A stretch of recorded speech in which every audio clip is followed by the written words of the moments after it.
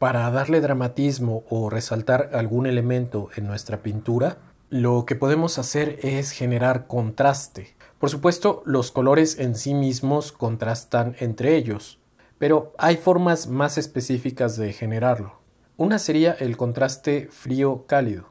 Podemos dividir los colores de nuestro círculo cromático en fríos, por ejemplo los verdes y azules, y en cálidos, es decir, los naranjas y rojos. Un color frío puesto junto a uno cálido contrastará. En este paisaje de Paul Cézanne vemos cómo los tonos fríos del mar y el cielo contrastan con los colores cálidos de las casas. Otra forma de contraste es el contraste claro-oscuro. Los colores claros contrastan cuando se encuentran junto a colores oscuros.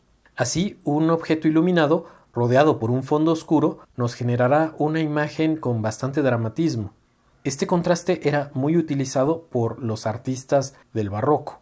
El siguiente contraste es el de colores complementarios. Como vimos anteriormente, los colores complementarios son aquellos que se encuentran opuestos en el círculo cromático.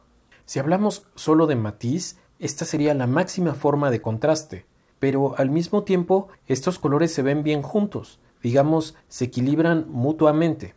En esta pintura vemos que el verde del vestido armoniza con el rojo de la cama, al mismo tiempo que hace resaltar la figura de la mujer. Ella se convierte en el punto focal de la composición. Otra forma de contrastar es a través de la saturación. Los colores contrastarán cuando estén junto a otros que no sean saturados, es decir, que sean más grises. Creo que esta es una buena forma de manejar el color. Trabajar nuestra pintura con bastantes grises y así podremos acentuar sin mucho esfuerzo los colores que queramos que sean más llamativos en nuestra composición. El sexto contraste es el de tamaño. Los pequeños acentos parecerán más contrastados que formas de tamaños similares. En esta pintura de Van Gogh, las pequeñas estrellas se ven luminosas porque están rodeadas de zonas amplias de color azul. El último contraste es el contraste simultáneo. Cuando un color rodea a otro, lo modifica o acentúa su contraste. En este ejemplo, el cuadro pequeño de la izquierda se ve azul, porque está rodeado por una zona gris. En cambio, el cuadro pequeño de la derecha se ve gris, porque está rodeado por una zona azul. Pero en realidad, ambos cuadros son del mismo color.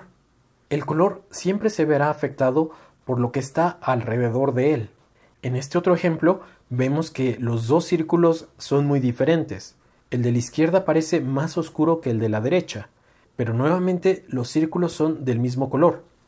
Entender esto es muy importante, porque un mismo color se puede ver muy diferente en nuestro cuadro dependiendo del lugar donde lo pongamos. Ahora, podemos elegir los colores que tendrá nuestro cuadro de forma intuitiva. Pero también hay algunas guías que nos pueden ayudar cuando no sepamos qué color utilizar para lograr un resultado armónico. La forma más sencilla de crear armonía es la monocromía. Utilizar un solo color en sus diferentes valores, desde el claro hasta el oscuro. Todos los tonos pertenecerán a un mismo matiz, por lo que se verán bien juntos. Otra forma sencilla es utilizar colores análogos, es decir, aquellos que están cercanos en el círculo cromático. Podría ser, por ejemplo, naranja, rojo y café. Estos colores armonizan porque son similares. Otra opción es la armonía con complementarios. Como dijimos antes, los colores complementarios contrastan, pero se ven bien juntos, crean un equilibrio entre los dos. Podríamos también dividir los complementarios. Por ejemplo, un par de complementarios son el amarillo y el violeta. Pero en lugar de violeta usamos los dos colores más cercanos, el azul ultramar y el carmín. Es una opción menos contrastante que utilizar los complementarios directamente. Ahora, si abrimos un poco más el triángulo, tendremos una tríada, 3 colores que están separados por la misma distancia. En este caso, los 3 primarios, pero podríamos elegir 3 colores cualesquiera que estén separados por la misma distancia.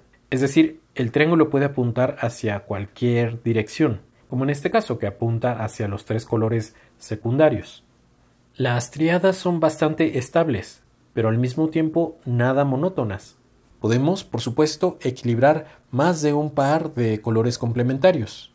En esta pintura de Gauguin vemos que el rojo se equilibra con el verde y el violeta con el amarillo. Por supuesto, podríamos equilibrar más de dos pares de complementarios. En esta pintura de Picasso, el amarillo equilibra al violeta, el verde al rojo y el azul al naranja. Esa sería la forma más sencilla de crear armonías con el color. Les repito, elegir la combinación adecuada de colores puede ser un ejercicio intuitivo. Esta es solamente una guía para aquellas ocasiones en las que no sepamos qué color elegir, pero definitivamente no se trata de reglas que haya que seguir al pie de la letra. En fin, cualquier duda que tengan sobre el tema, con gusto puedo ayudarles.